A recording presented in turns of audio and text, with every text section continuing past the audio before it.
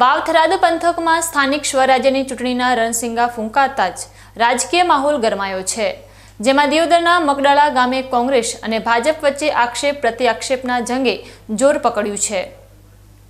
દિયોદર તાલુકાના મકડાલા ગામે યોજાયેલી એક પ્રચાર સભામાં રાંટીલા બેઠકના કોંગ્રેસના ઉમેદવાર સિદ્ધરાજસિંહ ચૌહાણે સત્તાધારી પક્ષ પર આકરા પ્રહારો કરીને રાજકારણમાં ગરમાવો લાવી દીધો છે। તેમણે સીધો નિશાન સાધતા જણાવ્યું કે ભાજપના શાસનકાળમાં 10 વર્ષ દરમિયાન વિકાસના કામોને બદલે માત્ર ગ્રામ પંચાયતોમાં ભાગલા પાડવાનું અને તોડજોડની નીતિ અપનાવવાનું જ કાર્ય થયું છે। સિદ્ધરાજસિંહે ગંભીર આક્ષેપ કરતા કહ્યું કે સામેવાળા ઉમેદવાર માત્ર સ્થાનિક ધારાસભ્યના રિમોટ કંટ્રોલ તરીકે કામ કરી રહ્યા છે અને 14 ગામોમાં મૂળભૂત સુવિધાઓનો સદંતર અભાવ જોવા મળી રહ્યો છે। વહીવટના નામે શૂન્યતા હોવાનો દાવો કરીને તેમણે મતદારો સમક્ષ પરિવર્તનની હાકલ કરી હતી। આ સભામાં જ્યારે કે ભાજપના 10 વર્ષનો હિસાબ માંગવામાં આવ્યા, તેનાથી સ્થાનિક સ્તરે ચર્ચાઓનો દોર શરૂ થયો છે અને ચૂંટણી પ્રચારમાં હવે આક્રમકતા જોવા મળી રહી છે। આગેવાનો ભલે સત્તા હોય કે ના હોય પણ પ્રજાની વચ્ચે ઉભા રહે છે, એના કારણે આ મૌન ટોન મળી રહ્યું। સત્તાવાળી શું છે? સીઓ બાતિયા ધારાસભ્ય નથી, શું મૌન સન્માન નથી? ભરતસિંહભાઈ ધારાસભ્ય નથી, શું મૌન સન્માન નથી?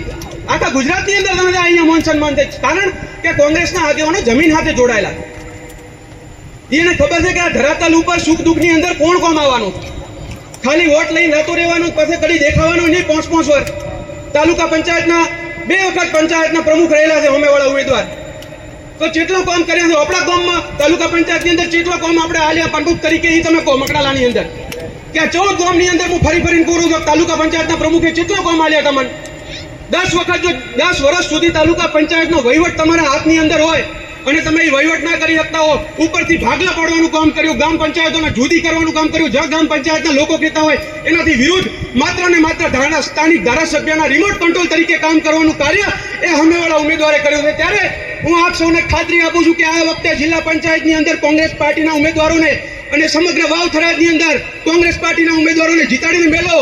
વાવ-થરાદની અંદર, બનાસકાંઠાની અંદર જો કોંગ્રેસ પાર્ટીનું બોર્ડ એ જિલ્લા પંચાયત તાલુકા પંચાયતની અંદર બેઠું તો કોઈની તાકાત નથી કે આપણા મીટર કાપવા માટે એક ગાડી ગામની અંદર ઘૂસી શકે। આ સીઓબા ધારાસભ્ય હતા, એક ગાડી નથી આવતી, હવે ચૂંટણી આવી એટલે બંધ કરી દીધું। તમારા હક અને અધિકારો માટે લડવું ન પડશે, અહીંયા લડશો। જેટલા સામ્ય અમારી પ્રજા માટે છે એટલા જ એગ્રેસિવ આ પ્રશાસનની સામે જ્યાં જ્યાં લડવું પડશે અહીંયા લડશો।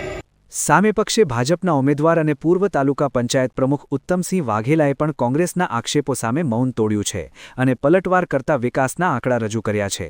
તેમણે કોંગ્રેસના આરોપોને પાયાવિહોણા ગણાવતા મક્કમતાથી જણાવ્યું કે ભાજપના શાસનમાં જ દિયોદર વિસ્તારના વર્ષો જૂના પાણીના પ્રશ્નોનું કાયમી નિવારણ લાવવામાં આવ્યું છે।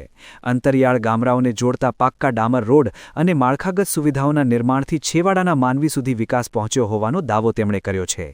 ઉત્તમસિંહે વધુમાં ઉમેર્યું કે જનતા જાણે છે કે કોણે કામ કર્યું છે અને કોણ માત્ર ચૂંટણી ટાણે દેખાય છે। આમ બંને પક્ષો વચ્ચે અત્યારે શબ્દ યુદ્ધ ચરમસીમાએ પહોંચ્યું છે। હા, મેં આપના માધ્યમથી આપ કહો છો કે રિમોટ કંટ્રોલથી આખું સરકાર ચાલે છે, એવું કંઈ હોતું નથી। આદરણીય ધારાસભ્ય શ્રી, તાલુકા પંચાયતના પ્રમુખશ્રી, તાલુકા પંચાયતના સદસ્યશ્રીઓ અને ગ્રામ પંચાયતના સરપંચશ્રીઓ, ગુજરાત સરકારના મંત્રીશ્રીઓ અને ગુજરાત સરકારના મુખ્યમંત્રીશ્રીઓ કાયમી હર હંમેશા આ લોકોનું એક સંકલનની ટીમો હોય છે અને આ વિસ્તારની અંદર પ્રજાના જે પ્રશ્નો છે એ સરપંચો દ્વારા, તાલુકા પંચાયતના સદસ્ય દ્વારા સરકારની આગળ રજૂઆત કરવામાં આવે છે। ધારાસભ્યશ્રી એ કેસાજી ચૌહાણ સાહેબ આ વિસ્તારની અંદર હર હંમેશ જમીન સાથે જોડાયેલી વ્યક્તિ છે, ખૂબ સામાન્ય વ્યક્તિ છે અને હંમેશા લોકોની વચ્ચે જઈ અને જે પ્રશ્નોનું નિરાકરણ લાવવાનું એ લોકોને સાંભળે છે અને સાંભળી અને એ પ્રશ્નોનું નિકાલ લાવવા માટે સરકારશ્રીને રજૂઆત કરે છે અને 100% પરિણામો 15 વર્ષની અંદર કેસાજી ચૌહાણ સાહેબ અને છેલ્લા 25 વર્ષની અંદર ગુજરાતની અંદર ભારતીય જનતા પાર્ટીએ આ વિસ્તારના પ્રશ્નો ઉકેલ્યા છે। અહીંયા પીવાના પાણીના પ્રશ્નોની તકલીફો હતી, અહીંની પ્રજા હિજરત કરી અને જે ઉત્તર ગુજરાતના અમદાવાદ તરફ કે વડોદરા, સુરત તરફ જે હિજરત કરી રહેલા લોકો પણ આજે પાછા આવ્યા છે। અહીંયા ગામડાની અંદર પણ જે ઉદ્યોગોની રચના થઈ છે એ આ ગુજરાત સરકારની ભારતીય જનતા પાર્ટીના કાર્યો બોલે છે। વાત રહી કે જીત્યા પછી લોકો પ્રજા વચ્ચે આવતા નથી, હું એવી વ્યક્તિ છું, એક સામાન્ય પરિવારનો દીકરો છું, હું પોતે ખેડૂત છું, સાથે સાથે આ વિસ્તારની અંદર મારી રાંટીલા જિલ્લા પંચાયત અને દિયોદર તાલુકાના દરેક લોકોના સુખ દુઃખમાં હંમેશા ભાગીદાર બન્યો છું। એમના ઘરે લગ્નનો પ્રસંગ હોય કે કોઈ મેણ પેણનો પ્રસંગ હોય તો હું હંમેશા એમની સાથે સંકળાયેલો રહું છું. લોકો જોડે ગમે ત્યારે કોઈ પણ કામ પડે ત્યારે એમની સાથે ચાલી અને એમના પ્રશ્નો ઉકેલવાનો પણ પ્રયત્ન કર્યો છે.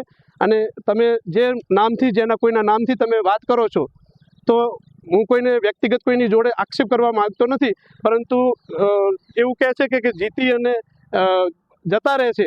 તો આપણે આ વિસ્તારની અંદર કેટલો ટાઈમ ગયા હતા અને કયા ગામડાનો કયો રસ્તો જોયો છે અને ક્યાં રહેતા હતા એ એમણે સમજવાની જરૂર છે.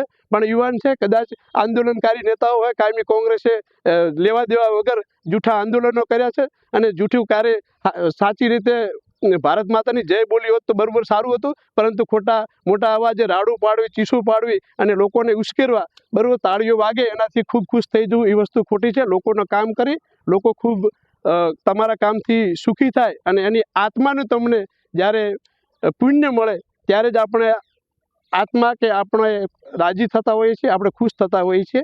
બાકી આ વિસ્તાર સાથે કાયમી સંકળાયેલા છીએ, 15 વર્ષથી લોકો સાથે કામ કરીએ છીએ અને ફરી વખત પણ 5 વર્ષ જિલ્લા પંચાયતના સદસ્ય તરીકે ચૂંટાઈ અને લોકો સાથે 100% કામ કરીશું. લોકો સાથે હળીમળીને રહીશું. ચાહે ચૂંટણીમાં જીત 100% છે, પરંતુ કદાચ 3-4 વર્ષ વહીવટદારોનું શાસન હતું ત્યારે પણ લોકો સાથે સંકળાઈને કામ કર્યું છે. એટલે આ લોકોની પ્રજા એ મારો પરિવાર જેવી છે. મારા કાર્યકરો એ મારા મિત્રો છે, મારા સાથે હંમેશા કામ કરતા છે. સાથે મારા વડીલો, ધારાસભ્ય હોય કે મંત્રીશ્રીઓ હોય કે આ વિસ્તારના આપણા માનનીય અધ્યક્ષ શ્રી શંકરભાઈ ચૌધરી સાહેબ હોય, મુખ્યમંત્રી સાહેબ હંમેશા આ વિસ્તાર માટે ચિંતા કરી છે. હમણાં ટૂંક સમયમાં નરેન્દ્રભાઈ મોદી પણ અહીંયા વાવ થરાદ નવરચિત જિલ્લામાં આવી અને આ લોકોને ખૂબ કરોડો રૂપિયાના વિકાસના કાર્યોની ભેટ ધરી છે. એટલે એવા કોઈ આક્ષેપોથી લોકોએ ભ્રમિત થવાની જરૂર નથી. હંમેશા ભારતીય જનતા પાર્ટીની સરકાર લોકોની સાથે છે. અહીંયા ગુજરાતની અંદર ભારતીય જનતા પાર્ટીનું શાસન છે, દિલ્હીની અંદર ભારતની અંદર પણ ભારતીય જનતા પાર્ટીનું શાસન છે અને કાયમી ભારતીય જનતા પાર્ટીની સરકાર આ વિસ્તારમાં રહેવાની છે. આમ દિયોદરની રાંટીલા બેઠક પર વિકાસ અને વહીવટના મુદ્દે ભાજપ કોંગ્રેસ આમને સામને આવી ગયા છે. ત્યારે હવે જોવાનું એ રહેશે કે મકડાલાની જનતા કોના દાવા પર મહોર મારે છે. આ આક્ષેપબાજીએ આગામી દિવસોમાં ચૂંટણી પ્રચારને વધુ તેજસ્વી અને રોમાંચક બનાવી દીધો છે.